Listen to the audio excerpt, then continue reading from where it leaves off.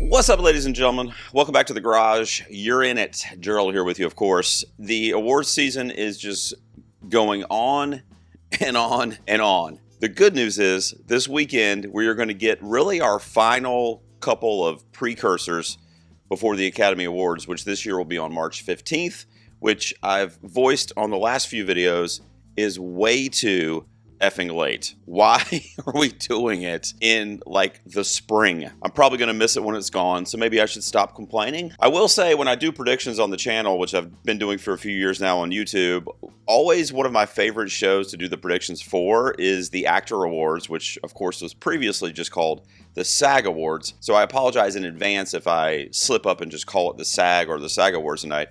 SAG is of course an abbreviation for the Screen Actors Guild. So this is a guild body. So what they do, it's made up of actors, is pretty important when you're translating that to Oscar nominations and wins. So with the Oscars coming up, voting opens as I'm recording this tomorrow. I'll show you a quick timeline of what's left for award season here. Of course, we just had the BAFTAs this past Sunday, and then along with this weekend's SAG Awards and the PGA, we're going to have a lot of stuff in our arsenal when it comes to making predictions and trying to figure out what's going to happen in a couple weeks. There are some races, especially in the supporting categories, that are really tight and really confusing, if I'm being honest. So in this video, I'm just going to give you my predictions. There's only 6 categories. I love that. Yes.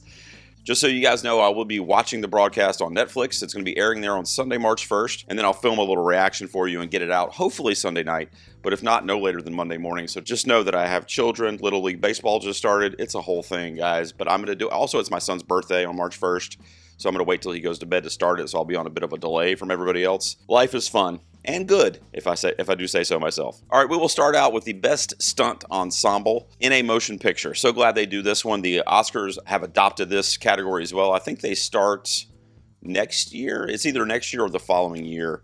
So here, the nominees are F1, Frankenstein, Mission Impossible: The Final Reckoning, One Battle After Another, and Sinners. And in looking at that category, 3 of those are also up for Best Ensemble, which is essentially their version of like Best Picture, and those would be One Battle, Sinners, and Frankenstein. However, I don't think it's going to be one of those. Now, it could be. If it did end up being one of those that's in the cast ensemble category, I would probably go One Battle. That'll be my runner-up or my wild card. I throw that on every slide for you guys too.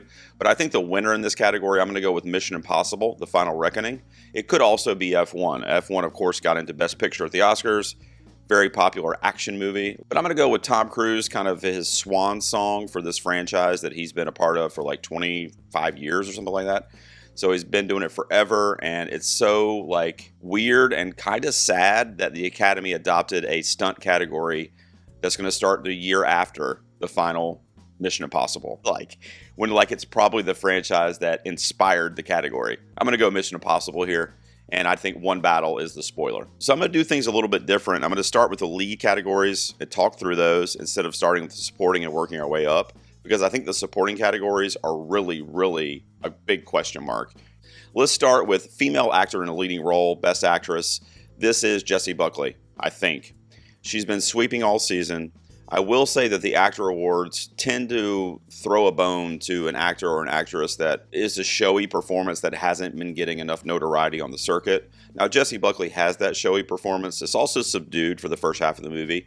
But when she does flip the switch, it is very animated and showy as well, which is something they love. It has a lot of those crying, screaming scenes, right? And she really goes places. It's like heartache, on camera. And then she has the quiet moments too, like in the Globe Theater at the end where she's having this euphoric moment, right? It's centered around the arts and acting, which obviously is going to speak to everyone that's voting here. So I'm going to go Jessie Buckley. I will say, because they like to kind of throw bones and play narratives and other things that aren't necessarily Oscar ingredients, if you will, there's a strong possibility for Rose Byrne or Kate Hudson in this category too. But I think the true wild card in this category, if Jessie Buckley does not win, is Rose Byrne, because she was getting a ton of critics prizes in the early part of the season. And that is that would be my vote in this category, honestly. And Chase Infinity is one of my all-time favorite debut acting performances. So that should tell you something.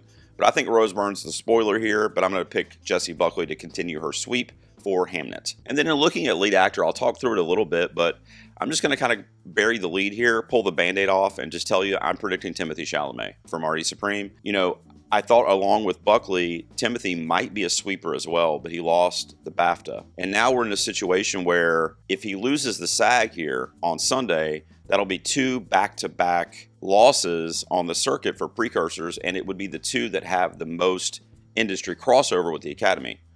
Both of those. So that would be disastrous for him for the Oscar. Now, he could still win the Oscar in that scenario. And the reason being is because no other actor in this category has anything really, except for Timothy. So whoever did win here, if he was upset, that would be their only televised precursor, whether that's Ethan Hawke or Leo or even Michael B. Jordan, because Sinners is obviously very strong. And I love Jesse Plemons, so I would not be mad at all if he kind of shocked everybody and won this. I don't want to buy in too much to that. It's not really even a stat, so I don't want to use the term stat, but that fact that the SAG has never given the same award to the same actor 2 years in a row. Because, you know, he won it last year for playing Bob Dylan in A Complete Unknown, and he's right back there this year in contention for Marty Supreme. I just think the performance is too memorable, and it goes through so many different archetypes throughout the film where, you know, you hate him, you love him, you sympathize with him, you're pulling for him. At the end, we have that emotional, you know, comeuppance that he has, where he kind of has that epiphany and realization in real time. I think the spoiler in this category is actually Michael B. Jordan for Sinners. Now, there's actually more than one spoiler here. Ethan Hawke is also a spoiler. In fact, they all are. But Ethan Hawke and Leonardo DiCaprio are also spoilers in this category based on their name, the strength of the film, if you're talking about Leo. And Ethan Hawke is just so adored. I mean, even at the BAFTAs, he didn't win, but they kept cutting to him in the audience, and Robert Aramayo, who won for lead actor surprisingly, shouted him out for being a mentor like 10 years earlier and coming to his film school to talk to the class. And like, you know, Ethan Hawke was getting emotional. All the interviews that he does, you know, his long-running collaboration with Richard Linklater and others, like, he is dedicated to cinema, you know, and the actors know that. I would imagine the majority of them know that, and they probably love him. So they don't even probably have to see Blue Moon, and they would maybe vote for Ethan Hawke. So he is a spoiler in this category too, but I'm going to say Michael B. Jordan is going to be in that number 2 spot for this award. So if Timothy doesn't win, I think it's Michael B. Jordan, which would be very, very interesting. I'm going to pick Timmy to win here. All right, female actor in a supporting role. Now, I told you the supporting categories are tough, right? Odessa A. Zion, Ariana Grande, Queen, I Love You. God, they did you dirty this season. Amy Madigan, Weapons, Wunmi Mosaku for Sinners, and Teyana Taylor for One Battle After Another.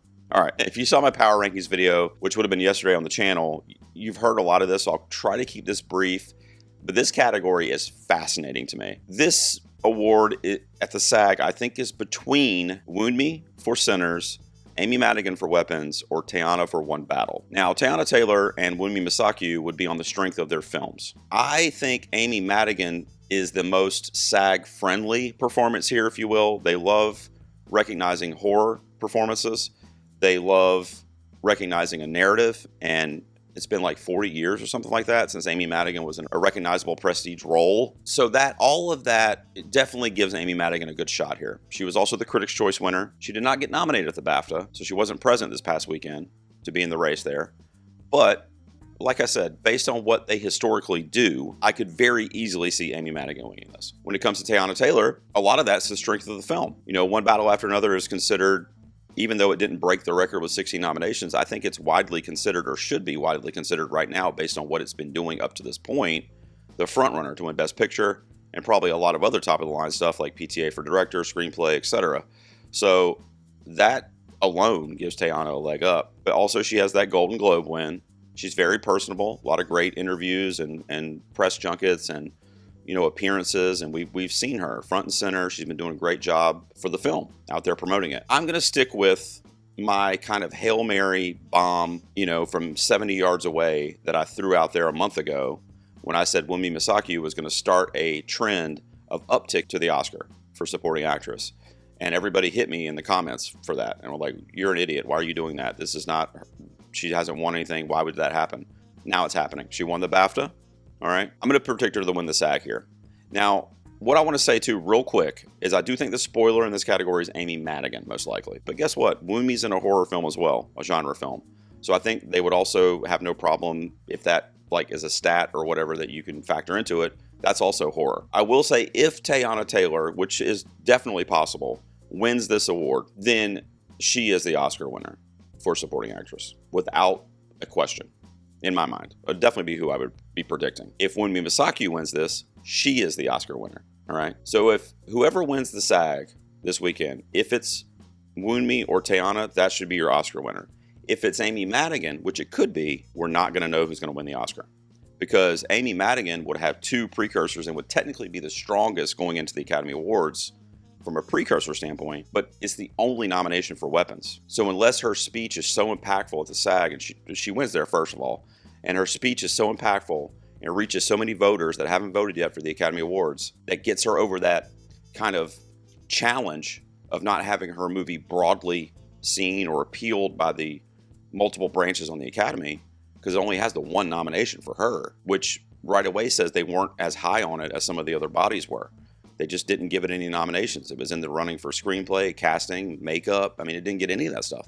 So I'm not saying they hated it, but it just doesn't tell a story that shows me that they really liked it and they're going to go out for it. So I would still probably not pick Amy Madigan to win the Oscar if you think Teyana or Wunmi are stronger, regardless of what happens at the SAG. This one is also very, very interesting. Male actor in a supporting role. My prediction is going to be for Sean Penn for One Battle After Another. Now, you guys might be going, oh, great, he's predicting the BAFTA winner. Well, yeah, but I've been saying Sean Penn was going to win the SAG since like November. So I predicted that a long time ago because I just thought to myself, he's the most SAG like actor alive. I mean, that's just what they do. They do this like legendary or veteran actor in a transformative career best performance, like where they just turn into something different, and it's showy, right? We talked about that a lot. All these performances that I'm picking to win are showy performances. So Sean Battle's got the showiest of all of them. He's got the lineage in Hollywood. Now, I understand he's not loved by a lot of people and he's a controversial figure, however you want to phrase that, but I just think the performance is too good. And I think these are actors voting on the craft of what they're seeing on screen. And not to take anything away from the other performers in this bunch, because I love all of them. But if I'm being honest with you guys, and I'm looking at this 5 on screen right here, he blows the doors off of this thing with acting. I mean, now, if you want to pick your favorites or your favorite movie necessarily or whatever, that might be a different argument. But just what he does when he puts on the mask and acts, there's nobody that's touching him in this category, in my opinion. So I'm going to pick Sean Penn for One Battle After Another. That's going to give Sinners with Wunmi and One Battle with Sean Penn each an acting award also on the night, which I think they give these out pretty early in the evening. So right away, we're already going to be like, oh, okay, well, we don't know who's winning ensemble because they both have it now. So let me tell you what's going to happen, though. But real quick, my wild card in this category is Jacob Elordi for Frankenstein. Another transformative one. This one in physical, literally, but also the performance, right? And he has the Critics' Choice Award. He is well loved. I think he's strong. I really do. Benicio del Toro is a possibility. If Sean Penn were to not win, it could be Benicio. All these guys are a possibility. The supporting categories are just so exciting this year. Let's say Benicio del Toro wins, or Paul Mescal even, who's not even at the Oscars. Let's just say, okay? Then I might shift, do a donut in the parking lot, and turn around and go back to Stellan Skarsgård. We'll cross that bridge when we get to it. But if Elordi or Penn don't win this, we are in a free-for-all, throwing all the names up in the air and trying to see which one we can catch, and that's who's going to win. So I might have to go back to my boy Stellan. Stay tuned. All right, and then that leads us to the Cast in a Motion Picture. The SAG Ensemble Award is what it's known as, and this is basically their version of Best Movie or Best Picture. Your nominees are Frankenstein, which was a bit surprising for me, by the way, Hamnet, Marty Supreme, One Battle After Another, or Sinners.